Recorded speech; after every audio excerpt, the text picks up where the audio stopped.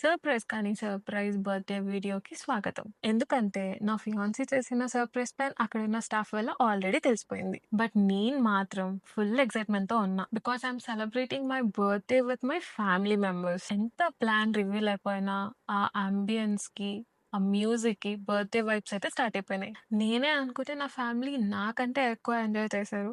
అది చూసి నేను ఫుల్ హ్యాపీ అయిపోయాను. And here is the unexpected surprise. నేనైతే అస్సలు ఎక్స్‌పెక్ట్ చేయలేదు. But this is so special gift for me from my family members. నేను ఎప్పటినుంచో అనుకుంటున్నా ఒక మంచి బ్రేస్లెట్ తీసుకోవాలని. అండ్ నాకైతే అది గిఫ్ట్ చేసేసారు. I'm so happy for this. ఇక్కడైతే నా ఫియాన్సీ కష్టపడ్డాడు నాకు బ్రేస్లెట్ వేయడానికి. బికాజ్ ఆ హుక్ అంతా కనిపించదు కాబట్టి. అండ్ కాసేపు మేము మంచిగా అలా డాన్స్ వేసుకుంటూ అక్కడ ఎంజాయ్ చేసాం.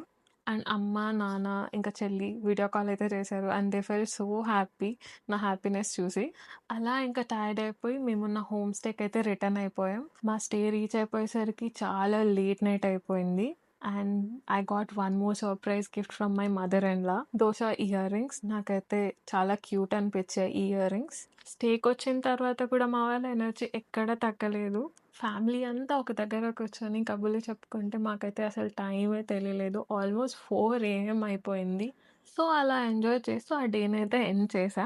గోవాలో ఎన్ని డేస్ ఉన్నాం, ఎక్కడ స్టే చేసాం, ఎక్కడ ఎక్స్‌ప్లోర్ చేసాం, ఫుడ్, ట్రావెలింగ్ ఇవంతా నెక్స్ట్ వీడియోలో చెప్తాను.